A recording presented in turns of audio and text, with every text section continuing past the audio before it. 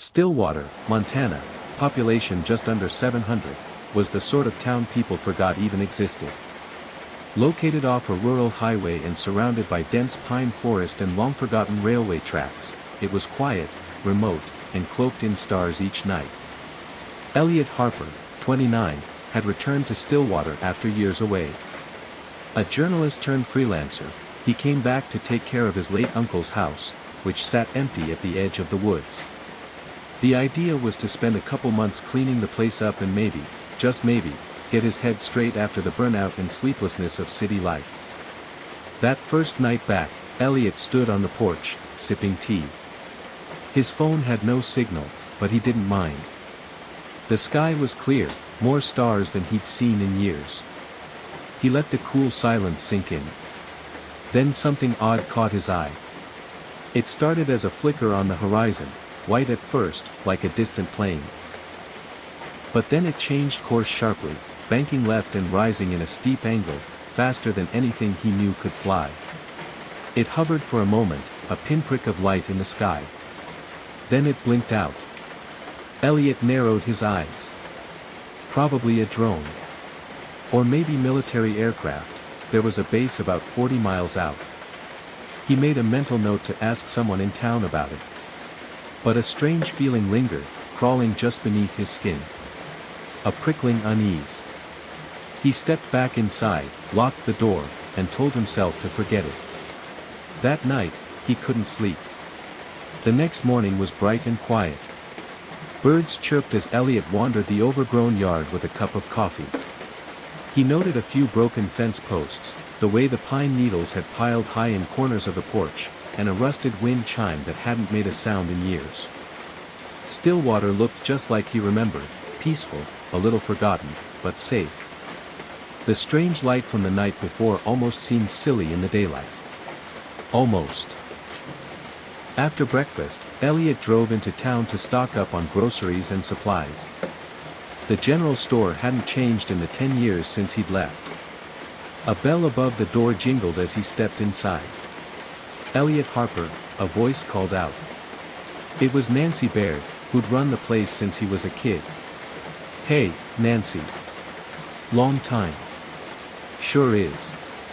Back for good? Just taking care of Uncle Henry's place. I was sorry to hear about him. He kept to himself, but he was kind. They chatted briefly before he gathered what he needed. On the way out, he mentioned the light he'd seen. Oh. Out by the old McCready fields, she asked, raising an eyebrow. Close to that, yeah. Weird flight pattern. Real fast. Nancy hesitated. People see things out there sometimes. Lights, strange sounds. Always around the same patch of woods. Cattle went missing a few years back. No one ever found out what happened. Elliot tried to laugh it off. You think it's aliens or something? She smiled thinly. I think there's more in those woods than trees. Just, be careful out there. That night, Elliot lay in bed, listening. Around 2 a.m., something stirred. It was faint at first. A high, oscillating hiss, like wind through a narrow vent. But there was no wind. Then he heard the trees moving, no, not just rustling. Bending. Snapping. And something low, like a mechanical hum buried beneath the sound of the forest. He sat up, heart pounding. Something was out there. The next morning, Elliot searched for signs in the woods. He found nothing. No broken branches, no scorched earth. But the sound still echoed in his mind. The day passed uneventfully. He fixed a loose shutter, sorted through old junk in the garage, and distracted himself with mindless chores. But dusk came fast in Stillwater, and with it, unease. He set up an old audio recorder by the window. It was meant for interviews, but it would have to do. He left it running and tried to sleep. At 3:12 a.m., he woke with a start. Light, soft, pulsing, filtered through the blinds. His heart thumped. He got up slowly, peeled back the curtain. In the woods beyond the field, several orbs floated. Not flashlights. They moved too smoothly, too independently. One rose above the tree line. Another zipped horizontally with impossible speed, then stopped, hovering silently. Elliot grabbed his phone. Still no signal. He tried recording the lights through the glass, but the footage was black. Then came the sound, like a tone buried deep in his skull. Not loud, but undeniable. His vision swam for a moment. He dropped the phone. Outside, the lights blinked out. The room was pitch black again. Elliot stood frozen, breathing hard. He backed away from the window. That was no plane. No drone. And definitely no trick of the eyes. He didn't sleep. When he checked the recorder the next morning, it had stopped at 3:12 a.m., the exact moment he woke up. Elliot stared at the recorder. No error message. No dead battery. It had just stopped, cleanly, precisely. He drove into town again, asking if anyone else had seen strange lights the night before. No one had. Nancy gave him a curious look. "You sure you're getting enough sleep, hon? Sometimes the woods can play tricks on you." But he knew what he saw. What he felt. Back home, he sat at the edge of the woods as evening fell. He left the recorder on the porch this time and brought a flashlight, notebook, and thermos of coffee. At exactly 3 a.m., a noise came. Not a hiss this time, but a faint rhythmic click. Like two stones tapped together in a slow, methodical beat. Then came the lights. One orb, glowing blue-white, emerged from between the trees. It floated silently toward him, stopping just at the tree line.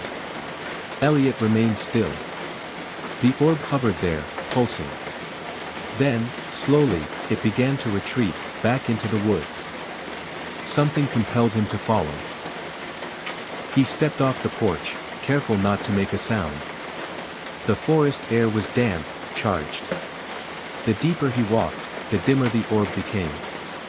Finally, it disappeared. But the sound remained. A low, electrical thrum pulsed beneath his feet. He turned to go back. That's when the light reappeared, but this time, behind him. The following day, Elliot took the recorder into town, hoping someone might know why it had shut off. He stopped by the library, where he found Thomas Griggs, Stillwater's unofficial historian and a man with an unsettling memory for the town's strange occurrences. When Elliot mentioned the malfunction, Thomas frowned. "You said it stopped at 3:12 a.m. That's when the logs say the last incident happened, back in '98. Same woods, same time." Elliot blinked. "What incident?" Thomas leaned back in his chair, cracking his knuckles. "A girl named Rachel Madsen. She was camping with two friends out by the McCready fields. They all heard the humming, saw the lights. Rachel walked toward them and never came back. Her friends were found 2 days later, wandering near the old tracks. They didn't remember a thing past 3:12 a.m. You're telling me someone vanished, and no one did anything?" "Oh, there were searches. Helicopters, dogs, the whole thing. But it was like she'd evaporated. Nothing left but her shoes." Elliot left shaken, the weight of that detail, her shoes, clinging to him like static. That night, he locked every window, pushed furniture against the door, and kept a knife by his bed. Sleep came late and uneasy. At exactly 3:12 a.m., the lights returned. This time, they were closer. Elliot stayed low, crawling to the window. He watched, breath shallow, as a figure stepped from the tree line. Thin, long-limbed, and backlit by one of the orbs. It didn't walk, it drifted. Slowly. Deliberately. The tone began again, deeper this time, like it came from the marrow of the earth. Elliot couldn't move. His body locked. The figure turned its head, if that's what it was, toward the house. And then, the lights vanished. Just like that. The figure, too. Elliot collapsed to the floor, sweating, shaking. In the silence that followed, something scratched faintly at the back door. Elliot's senses dulled as the blinding white light washed over him. His mind swam in a haze, time seemed to stretch and contract, like being caught in a slow-moving tide. His heart pounded but his body felt weightless, as if gravity had slipped away. For a long moment, he was neither standing nor falling, just suspended in that luminous void. Then, suddenly, the light faded. He blinked and found himself no longer at the edge of the forest, but inside a vast chamber, though chamber hardly described it. The walls shimmered with a soft iridescence, colors shifting fluidly across their surface like oil on water. The ceiling disappeared into a mist of faint stars. Elliot tried to speak, but his voice was caught in his throat. From the corner of the room, a figure emerged. Tall. Slender. Clad in a smooth, reflective suit that seemed to ripple with light. Its head was elongated, eyes large and almond-shaped, shining with a pale luminescence. "Do not be afraid," the being's voice echoed directly in Elliot's mind, clear, calm, and strangely soothing. It did not speak aloud, yet its words resonated inside his skull. Elliot's fear eased slightly, replaced by a deep curiosity. "Where am I?" he managed to whisper. "You are safe," the figure replied. "We brought you here to learn. To understand." "Why me?" Elliot asked, swallowing hard.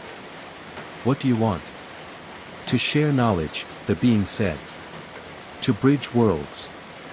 You are a witness now, and a messenger." Elliot's head spun with questions, but his body remained still. He felt like a visitor caught between two realities. The being gestured, and a translucent screen appeared before him. Images flickered, stars and galaxies, unfamiliar symbols, and scenes of planets teeming with life. Slowly, the screen zoomed in on Earth, showing humanity's struggles and triumphs. "We have watched your world for centuries," the alien said. "Your species stands at a crossroads. Your choices will ripple through time." Elliot wanted to ask more, but the words escaped him. Instead, he focused on the images, the weight of their meaning sinking in. The moment stretched on, timeless. Then, without warning, the chamber dimmed, and Elliot felt himself being pulled back toward the forest, toward Stillwater. His eyes snapped open. He was lying on the damp earth, the first light of dawn creeping through the trees. His body ached, his mind buzzing. Had it been a dream? Or something more? Slowly, he stood, brushing dirt from his clothes. One thing was certain, his life would never be the same. The early morning mist clung to the trees as Elliot stumbled back toward the edge of the forest. His limbs felt heavy, his head swimming with the echoes of what he'd just experienced. He paused for a moment, leaning against a towering pine to steady himself. The forest around him seemed unchanged, quiet, natural, but Elliot knew something had shifted within him. As he emerged onto the clearing, the first rays of sunlight brushed the horizon, illuminating the dew-soaked grass. The familiar outline of his uncle's house stood silently, waiting. Elliot glanced back into the woods, half expecting the blue-white orb to appear again, but the forest was still. Back on the porch, Elliot sat, gripping a warm mug of coffee like an anchor. His hands trembled slightly, and he wiped his forehead. The weight of the night's experience felt both unreal and undeniable. "Am I losing it?" he muttered to himself. His phone buzzed faintly, a text from Nancy. "Nancy, heard you were back late last night. Everything okay?" Elliot stared at the message. He wasn't ready to share. Not yet. Instead, he typed back, "Just tired. Thanks for checking in." He leaned back, staring up at the clear blue sky. The forest beyond looked peaceful, but now he saw it differently, a place of mystery, of secrets. Over the next few days, Elliot found it difficult to focus. He kept replaying the encounter in his mind, trying to make sense of it. He wrote detailed notes, sketches of the alien figure, and descriptions of the shimmering chamber. Each time he read them, his disbelief wavered, but the memory was vivid. Still, no one else in town had seen anything. No strange lights, no unexplained sounds. It was as if the experience was uniquely his. One evening, as Elliot sat on the porch, a soft breeze stirred the wind chime. It tinkled faintly, a fragile sound in the silence. Then came a whisper, barely audible, but unmistakable. "Don't be afraid." Elliot's heart skipped a beat. He looked into the woods. The orb was there again, hovering just beyond the tree line. Slowly, he stood. Whatever this was, his life had crossed a threshold. And there was no turning back. Elliot's breath hitched as he stared into the darkness where the orb floated, its pale blue glow flickering softly. The forest seemed to hold its breath with him, every leaf and branch still under the heavy silence. "Don't be afraid," the voice whispered again, carried on the wind, but this time clearer, more insistent. He swallowed hard and stepped off the porch. The grass was cool and damp beneath his feet, the scent of pine thick in the air. The orb pulsed gently, almost beckoning him forward. His heart pounded, but an unexpected calm washed over him. This was no random light. It was an invitation. Elliot moved toward the tree line, each step measured, cautious, yet purposeful. The orb drifted just ahead, weaving between the trunks like a firefly in slow motion. As he walked deeper into the woods, the familiar sights faded into a surreal dreamscape, branches bending oddly, shadows stretching unnaturally long, and the hum, low and steady, thrumming beneath the earth. "Who are you?" Elliot whispered, voice barely audible. There was no reply, only the orb's steady pulse guiding him onward. Suddenly, the ground beneath him shifted.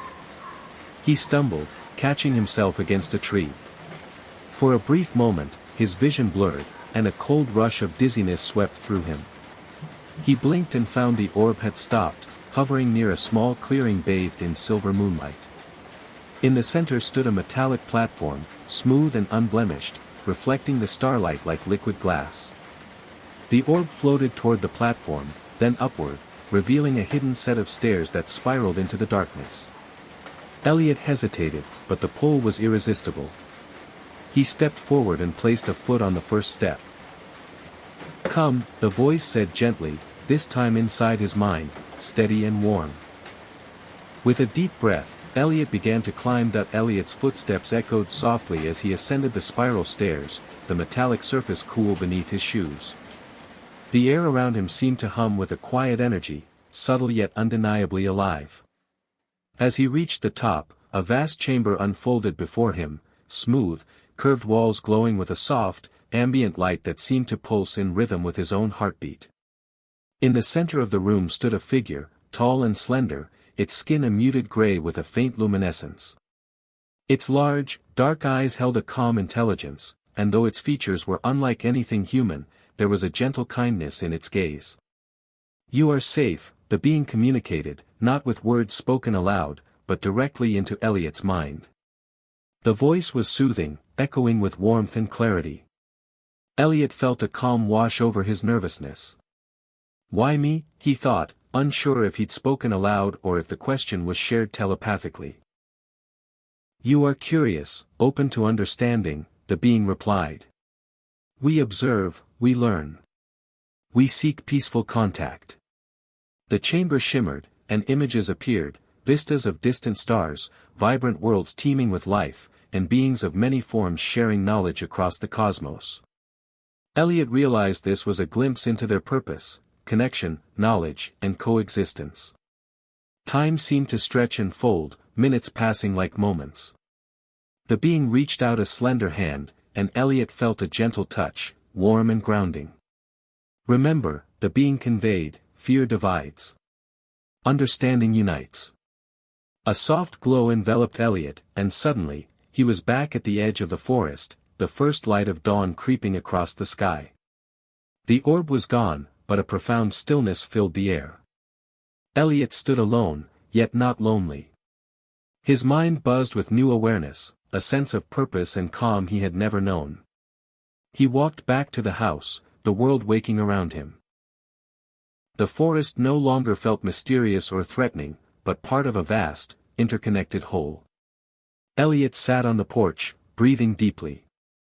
Whatever had happened was real, impossible to explain, but undeniably true. And now, with open eyes and an open heart, he was ready to face whatever came next.